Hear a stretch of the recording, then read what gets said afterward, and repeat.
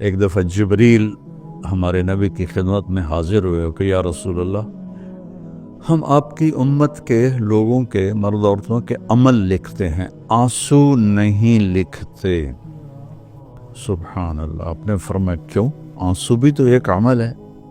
کہا وہ اتنا لمبا چوڑا عمل بن جاتا ہے کہ ندامت کا، شرمندگی کا ایک آنسو جو مکھی کے سر کے برابر آنکھ میں تیر جائے، وہ جہنم کے آگ کے سمندر بجھا دیتا ہے۔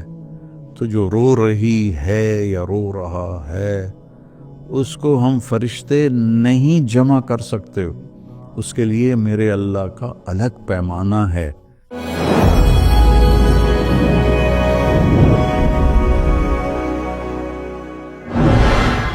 من عمل صالحا من ذکر او انثى وهو مؤمن فلنحینہ حیاتا طیبہ۔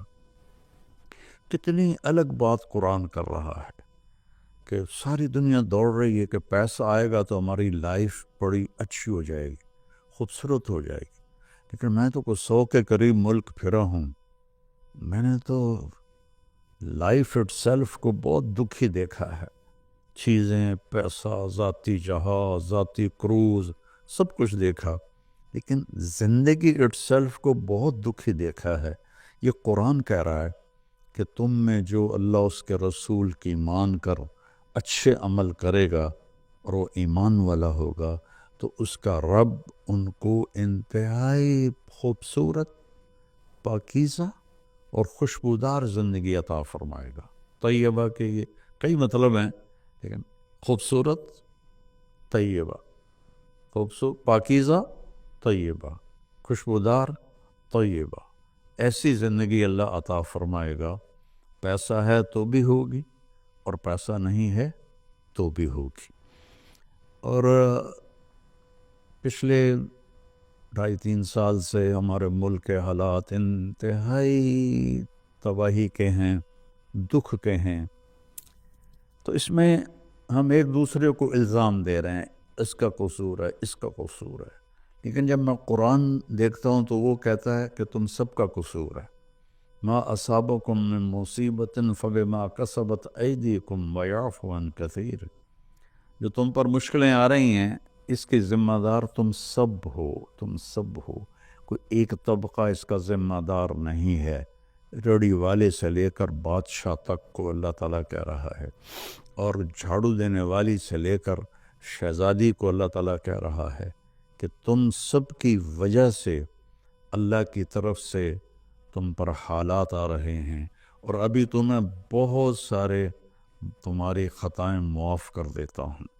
تو ہم سب کو اگر اپنے ملک کو سنوارنا ہے اور آخرت کو سنوارنا ہے تو ہم اپنی ذات سے شروع کریں کہ میں اپنے اندر سے برائی ختم کروں، جھوٹ کو، بدمعاشی کو، ظلم کو، نافرمانی کو۔ 2 گناہ ایسے ہیں جن کی سزا دنیا میں شروع ہو جاتی ہے، موت کے بعد وہ الگ ہے۔ ایک ماں باپ کو دکھ دینا، ان کی نافرمانی کرنا اس درجے کی کہ وہ دکھی ہو جائیں، اور ایک ظلم کرنا، یہ 2 چیزیں اللہ تعالیٰ یہیں سے شروع کر دیتا ہے حساب کتاب۔ تو ہم سب مل کر اپنے ملک کو ظلم سے پاک کریں، جھوٹ سے پاک کریں، دغا بازی، فریب سے پاک کریں، بد کرداری سے پاک کریں، اور جو بہت زیادہ بے حیائی ہے اس سے پاک کریں، اور اپنے اللہ کی بارگاہ میں جھک کر توبہ کریں، معافی مانگیں۔ گھر ٹوٹ رہے ہیں، طلاقیں ہو رہی ہیں، طلاقوں کی ریشو بہت بڑھ گئی ہے کہ زندگی گزارنے کا پتہ ہی کوئی نہیں ہے۔ تو میرے عزیزو، اللہ کی بارگاہ میں ایک دفعہ توبہ کرنا سب گناہوں کو صاف کر دیتا ہے۔ پھر ایک اور حدیث یاد آ گئی، ایک دفعہ جبریل ہمارے نبی کی خدمت میں حاضر ہوئے کہ یا رسول اللہ، ہم آپ کی امت کے لوگوں کے مرد عورتوں کے عمل لکھتے ہیں، آنسو نہیں لکھتے۔ سبحان اللہ۔ آپ نے فرمایا کیوں؟ آنسو بھی تو ایک عمل ہے۔